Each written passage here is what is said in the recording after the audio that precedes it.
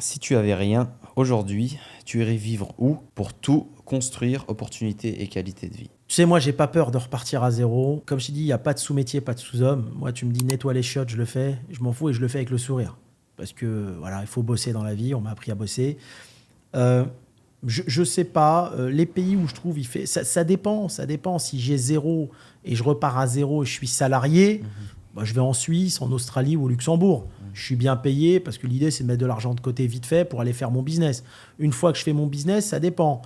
Si je suis dans le digital, je suis un digital nomade, je viens à Dubaï.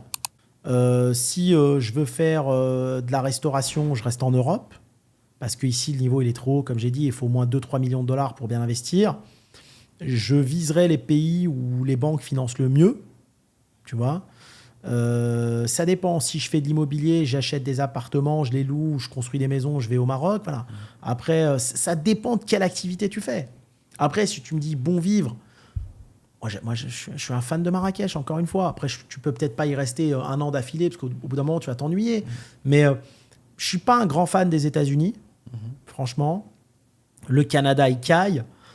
Être en Asie 10 ans d'affilée, je sais pas si je pourrais. J'ai envie de lui dire, t'es bien quand même en Europe. Tu sais, l'Europe, t'es bien, parce qu'il y a un truc qu'on n'a pas ailleurs. Tu fais une heure d'avion, t'es en Italie. T'es 1 heure et demie, t'es en Suède, t'es en Espagne. Tu peux te balader et tu changes de pays. Enfin, la vieille Europe, elle a quand même plein d'avantages. Tu vois. Mais je sais pas, ça dépend du business. Ouais. Elle a les avantages sociaux.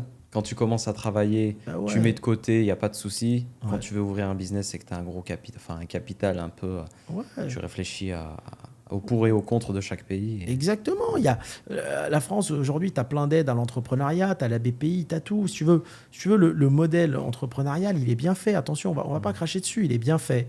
Après, ça dépend. Chacun a vécu son expérience, chacun a vécu ses difficultés, chacun a vécu ses blessures personnelles. Et en fonction de ça, voilà, tu as des pays où il y a des mindsets qui t'intéressent, tu vois. Les gens, ils sont moins prises de tête. Je sais pas, moi, la mentalité américaine, j'aime beaucoup. Je pourrais pas vivre là-bas, mais j'aime beaucoup. Tu vois, après, il y a plein de pays, le monde est grand. Ouais. Après, va pas faire du business en Chine. Je l'ai fait, c'est très compliqué. Il faut s'adosser aux Chinois. Le Japon, la Corée, j'ai beaucoup d'estime, moi, pour les Français qui vont entreprendre dans ces pays et qui arrivent. C'est pas simple. Tu vois, mais ça dépend de l'activité. D'accord.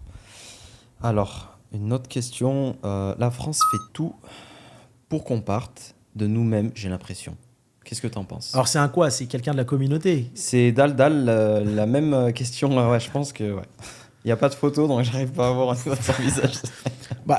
C'est sûr, Daldal, que quand tu regardes la télé, BFM, il n'y a pas besoin d'avoir fait Polytech pour comprendre qu'il y a un discours propagandiste qui te dit casse-toi, t'es plus le bienvenu. Ouais. Tu vois ce que je veux dire? Moi, quand j'allume la télé, à chaque fois, j'entends parler d'islam, j'entends parler de ceci. Bien sûr, pourquoi ils font ce discours? C'est malheureux parce que c'est un discours de division, ça divise beaucoup. Et aujourd'hui, à force d'entendre ce discours, même le français qui est là, qui fait sa vie, tu as l'impression qu'il aime plus les Maghrébins, qu'il aime plus l'islam, parce que souvent, il sait pas ce que c'est l'islam. Moi, j'ai des potes, ils me parlent de l'islam, et je dis lis avant de me raconter tes conneries. Tu vois. Pour eux, on est tous des terroristes, on est tous, tu vois. Ouais. Mais je dis lis avant. Je dis, mais c'est pas ça l'islam. L'islam, ça prône la paix. Tu mélanges tout. C'est un manque d'information. Ils savent pas ce que c'est. Donc en fait, comme ils savent pas ce que c'est, ils jugent très mal la religion, tu vois. Mais bien sûr qu'il y a un discours où on n'est plus le bienvenu, et c'est dommage parce que franchement, que ce soit les Maghrébins, que ce soit les Africains, enfin tous ces gens-là, ils participent énormément à l'économie française. Ils ont des postes, ils font tourner le pays, et je pense que l'État devrait mettre un veto là-dessus. Il faut arrêter de laisser les médias raconter en permanence des choses qui divisent. C'est dommage, tu vois. Normalement, le président, il arrête tout ça. Et je pense pas que quelqu'un comme Macron soit quelqu'un de raciste, clairement. Tu vois, pour le connaître via des personnes, je pense pas. Tu vois, c'est quelqu'un qui aime bien la diversité. Il a voulu mettre Aya Nakamura pour les JO. C'est lui qui a voulu. Hein. Tu vois comment il fait avec Mbappé lors d'une Coupe du Monde. Je pense pas. Mais c'est après, c'est les médias qui sont en train de tuer le pays. C'est les médias. Ouais. C'est Il les y a un médias. peu plus de restrictions à ce niveau-là. Mais bien sûr, il faut bloquer. Ils divisent en permanence.